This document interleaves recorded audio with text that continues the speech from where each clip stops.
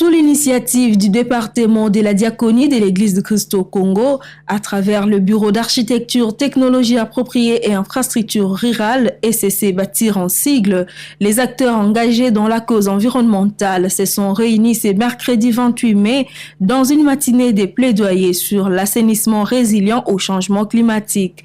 Objectif, réfléchir autour de cette question préoccupante en RDC, particulièrement dans la ville de Kinshasa qui connaît souvent des catastrophes naturelles.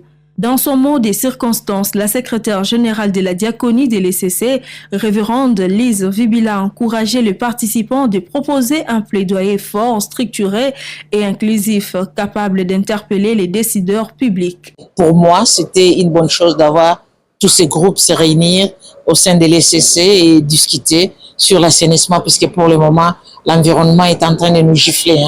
Nous l'avons giflé une fois, mais maintenant, c'est nous qui recevons le coup. Et tous les partenaires qui travaillent ensemble, je pense, parfois ils ne sont même pas connus par le gouvernement, mais ils doivent se mettre ensemble pour pouvoir réfléchir comment leur travail peut avoir l'impact visible sur le terrain. Pour les directeurs de l'ECC Bâtir Honoré Kilendo Ngimbi, chacun a une part des responsabilités. Les gouvernements et les gouvernés doivent tous s'impliquer.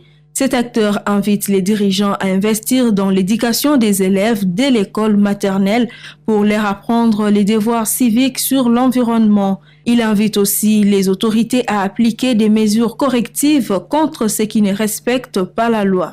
Vous savez, c'est un peu de responsabiliser chacun à ce qui les concerne.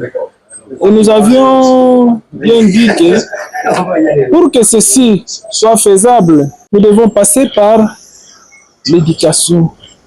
L'éducation partant même de l'école maternelle. Un enfant qui est à l'école maternelle doit déjà connaître quelles sont ses obligations, ses devoirs par rapport à l'assainissement. Le gouvernement aussi doit prendre ses responsabilités.